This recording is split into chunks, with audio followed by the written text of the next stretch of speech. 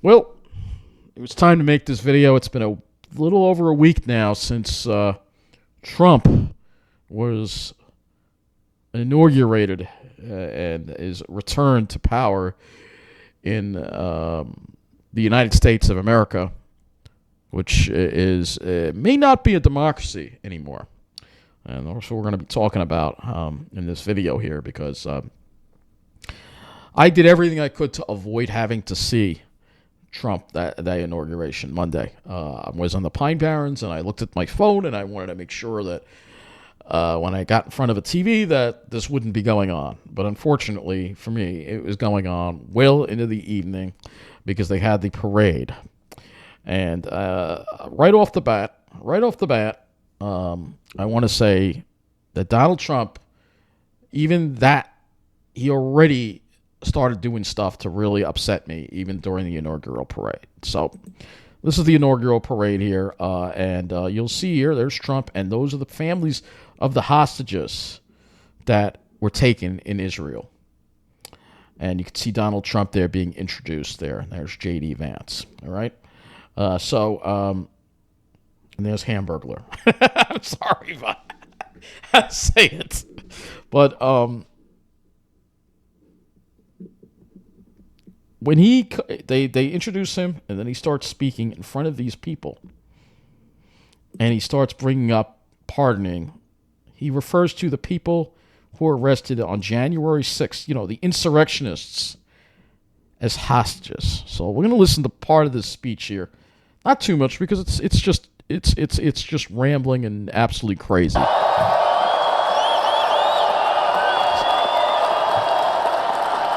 So now the work begins. We won, but now the work begins. We have to bring them home.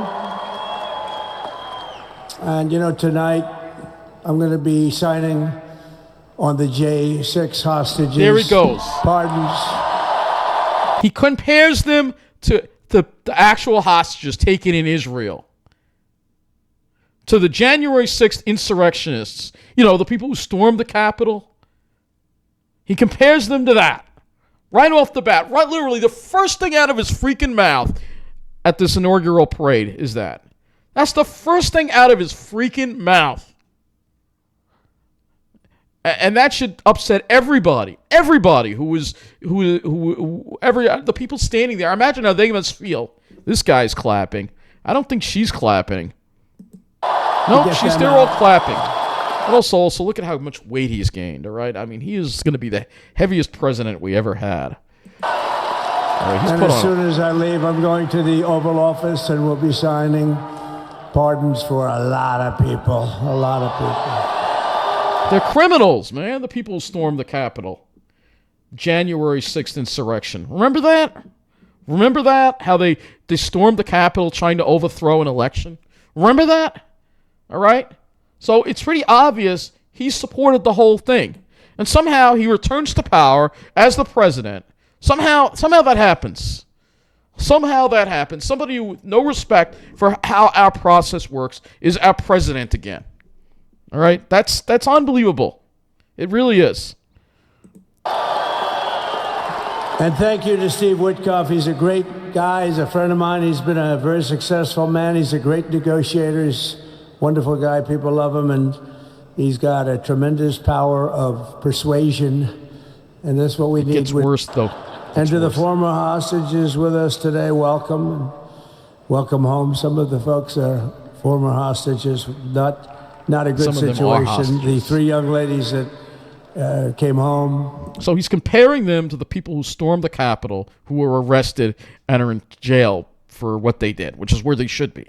All right? He's comparing them to the hostages taken in a terrorist attack in Israel. I mean, can you believe this guy? Yesterday you saw that. More coming home every day now. They're coming home. United with your friends and families, and God bless you all. And some of them are just saying that it's a celebration of a big win. Yeah, sure is a lot of diversity in that crowd, huh? And you're witnessing the dawn of the golden age of America. That's what it's going to be. Golden age for who? We're going to bring it back. Not for us. Not for us. No, for them. For the rich. And for all the chosen ones in Rockville Center that are living it up. They were living it up big tonight, too, by the way, I might add. Tuesday night, it was packed. I mean, just packed. All the restaurants, they're just celebrating. They've been busier than ever since he was inaugurated, and he won. It's unbelievable. They're living it up, the Wall Street people. The rest of us, we're going to have to suffer. We're going to have to suffer a lot. There they are, living it up. So let's get back to this. Back fast. We're going to bring it back fast. Let us also thank the incredible service members, National Guardsmen, Police, Secret Service, and law enforcement personnel. Yeah, the ones who were protecting the Capitol, including that one officer who died during the insurrection. What about them? Keeping us all safe, even though they are great people. New York's finest. I grew up with New York's finest, and we got to give them their authority back. You won't have any crime. Round of applause. They were great. Won't have any crime. There's still been subway crime this week. Incredible performers and hardworking men and women who made it possible. Those people, really talented, amazing people. I also want to thank my wonderful family for... There's Hamburglar. How good is JB? JD has been great. My friend Michael, stand up. The two of you. What a job. What a job they did. Baby drill and do all the things that we've wanted by a lot. What a job. This is the other comment he made that really he does not believe in green energy at all. They worked so hard. They knew there'd be rigging, but they said, we're going to make it too big to rig, and we did. We made it too big to rig. Too big to rig. Give me a break. No. The only one who's doing the rigging is Donald Trump. We won every swing state by a lot. We won the popular vote by millions and millions of votes. We won the whole ball of wax. And now we're going to go and drill, baby, drill, and do all the things that we've wanted to do and bring your costs down, your prices down, and make our country safe. So thank you very much, Michael. Thank you very much. What a job you've done, Michael. I'm never moving you, you know. He was thinking about getting a nice job in the administration. I said, no, I'm leaving you right here with us also in the arena. I'm about to sign some very important executive orders of our new administration. Of course. He loves the executive order because he wants to be the dictator. Hey, Don, will you stand up, please? Don is another one. How about Don? This guy. Well, his son is... This guy gives me really bad... No, not him so much, the other one. He does give me some bad vibes, too, but the other one... He's a popular one. He goes out and speaks. He gets a big crowd. He's a little on the rough side sometimes, but that's what you want. This is what you get. Many years, and it's really Jared Jared, Kushner. stand up, Jared. Of course. The Abraham Accord. Yeah, this guy gives me really bad vibes. Really bad. They love it, though. Look at them. Listen to them cheering.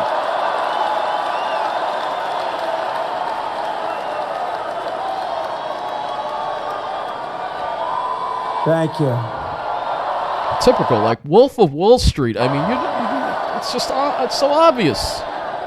He knew the youth vote. You know, we won the youth vote by 36 points. And he was saying, Dad, you got to go out and do this one and that one. And we did. That guy gives me They were really all bad great, vibes. right? Aaron, they were all good. He understood the market. Another famous one. How about Kai? Stand up, Kai. Future this one has. Administrations in history. Maybe not one of them, the worst. Anybody that would allow millions of people to pour through our borders from jails, prisons, mental institutions, and as of 1 o'clock this afternoon. Okay, it's time. He talks about windmills. That's the one I want to play, and then we're going to... So revoking nearly 80 destructive, radical executive actions of the previous administration. They'll all be null and void within about, 5 minutes? Is that them over there? 5 minutes? Respect for the due process. And next, to gain immediate control of the vast federal, out-of-control bureaucracy, I will implement an immediate regulation freeze, which will stop Biden bureaucrats from continuing to regulate. Most of those bureaucrats are being fired. They're gone. This guy just acts so arrogant. He's so arrogant. I mean, should be all of them, but some sneak through, but we have to live with a couple, I guess. I'll also issue a temporary hiring freeze to ensure that we're only hiring competent people. We're going to take the 88,000 people that they hired to go after you with guns. By the way, they're allowed to use guns. I think we won Nevada because of this. This guy rambling. Take those 88,000. Let's see if... So we're going to have no tax on tips, right? He's great. He's doing great. They're all doing good. The Republican Party has never been unified like it is right now. They want to save our country. And we're going to more than save it. We're going to make it greater than it's ever been before by a lot. For whom? For whom? Next, I'm going to sign a presidential memorandum directing every member of my cabinet to marshal every power at their disposal. It's all very disturbing. Apples have doubled in price. You want an apple, anybody? Pay twice what you used to have. And did you see up in New England with the whales? You see what's happening? Here so they had 2 whales windmills. killed in about 14 years. Last year and the year before, total, they had 28. So if you're into whales, you don't want windmills either. And they're the most expensive form of energy that you can have by far. And they're all made in China, by the way, practically all of them. And they kill your birds and they ruin your beautiful landscapes. Yeah, but other than that, I think they're quite good, right? Now, remember when we used to joke and kid when we were kidding, but we don't kid anymore? So that's enough of this guy, all right? So we're going to go over some of the news stories that have been going on. And again, showing you all the people here, the disturbing things that are happening to our country. Yeah, they're all in on it with Trump. There's Bezos, there's Elon Musk, all the wealthy people, Mark Zuckerberg, all the people who control the media are in Trump's pocket. And that leads to a very dangerous time for this country.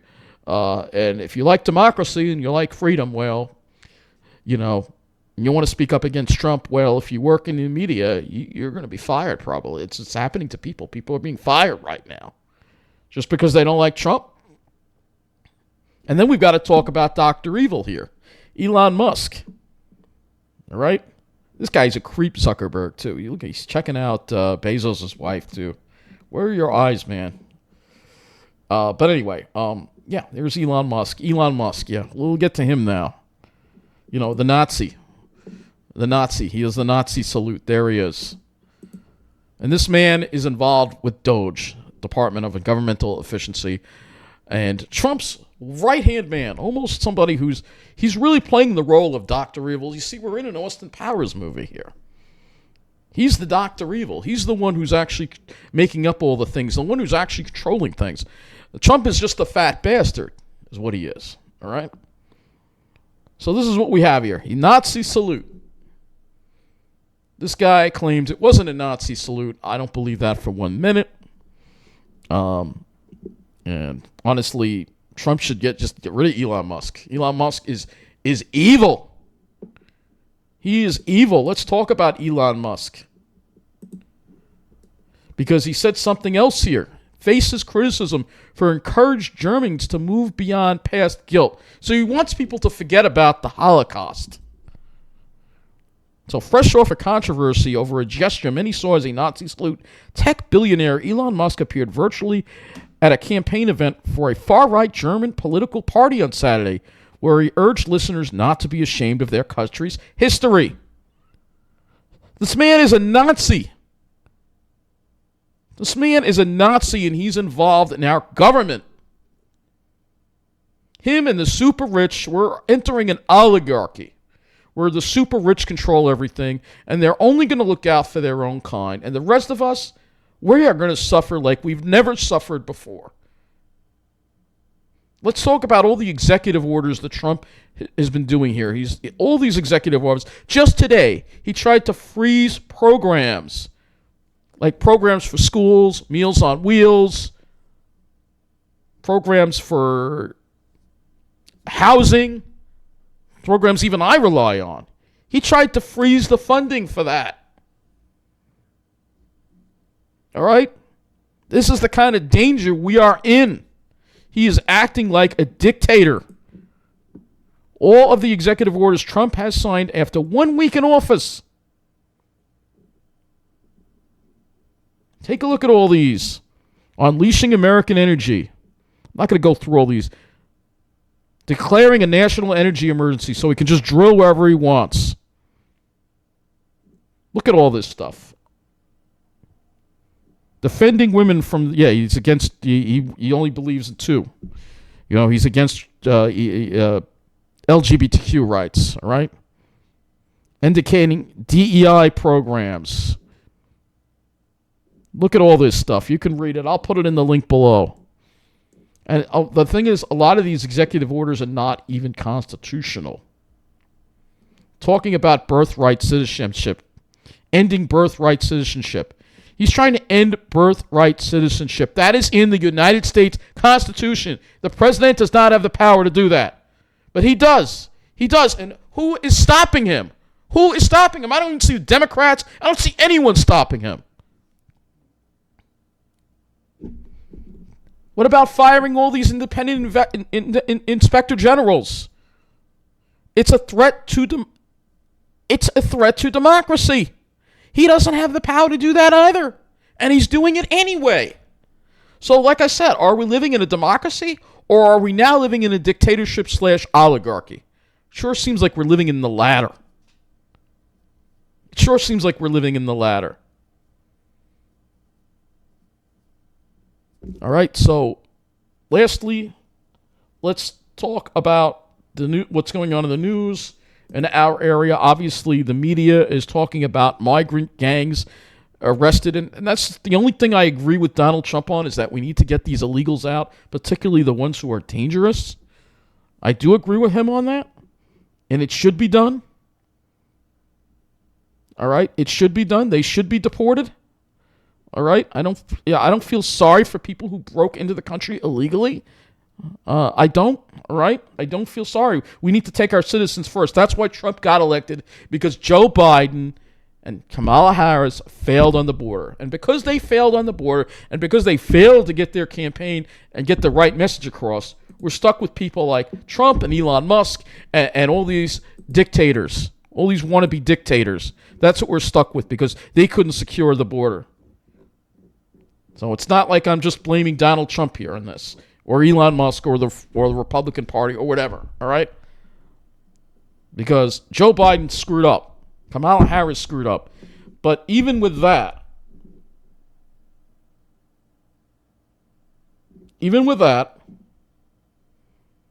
we have to acknowledge that the fabric of our democracy is one of the most important things. And we cannot elect people who violate the United States Constitution, violate our laws, violate people's rights to be in power.